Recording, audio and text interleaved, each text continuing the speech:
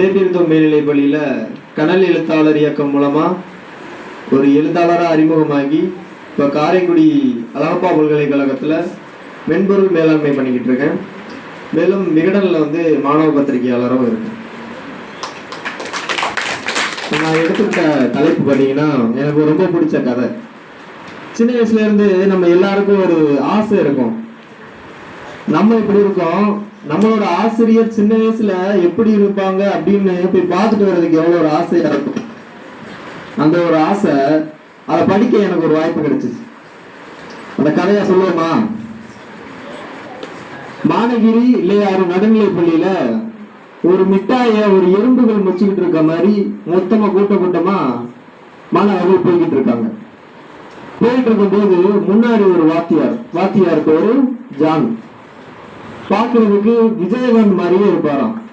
அவரு சிரிச்சா கூட முறைச்ச மாதிரியே இருக்குமா. அதனால அந்த வாத்தியார் பேரு வந்து கேப்டன் வாத்தியார் தான் கூப்பிடுவாங்க. அவரோட மாணவ தலைவர் வந்து யாருன்னு பாத்தீங்கன்னா பாலு. அந்த மாணவ தலைவர் பாலுவோட வார்த்தைக்கு இணங்க எல்லாரும் வரிசையா நில்லுங்கன்னு சொன்னோடனே எல்லாருமே வரிசையா நின்ட்டாங்க. நின்ற உடனே பிரேயர் எல்லாம் முடிஞ்சிருச்சு. முடிஞ்சதுக்கு அப்புறம் எல்லாம் வரிசையா கலைஞ்சு போறாங்க. போய்கிட்டு இருக்கும்போது இந்த மிக்கேல் மாணவர் ஒரு மாணவர், அவரோட இந்த பட்டன் வந்து கலந்து விழுந்துருச்சு.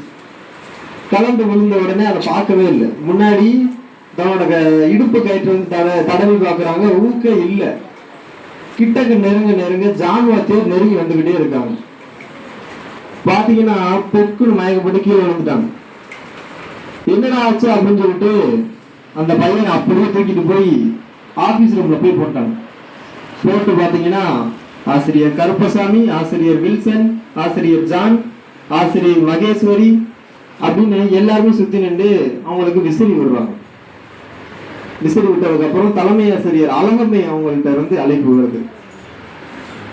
கண்ணு மெதுவா திறந்து பார்த்தா ஜான் வாத்தியார் வந்து அந்த பையனோட அம்மாவை பிடிச்சு கத்திக்கிட்டு இருக்காங்க. ஏமா பிள்ளைக்கு காலை சாப்பாடு கொடுத்து அனுப்ப மாட்டியாமா அப்படின்னு கத்திக்கிட்டு இருக்காங்க. அப்படி மெதுவா திறந்த கண்ணு, அடுத்து நம்மளதான் திட்ட போறாங்கன்னு சொல்லிட்டு மறுபடியும் கண்ணை மூடிட்டாங்க. இதுக்கப்புறம் எந்திரிச்ச உடனே ஆசிரியர்கள் அவங்களை அந்த பையனுக்கு வந்து சாப்பாடு கொடுக்குறாங்க.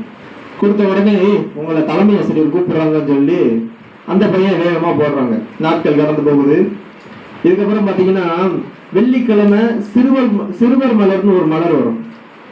அந்த மலரை படிக்கிறதுக்காக பக்கத்துல இருக்க வில்சன் வாத்தியார் வீட்டுக்கு அந்த பையன், அவங்களோட 2 நண்பர்கள் காயாம்பு சித்திக்.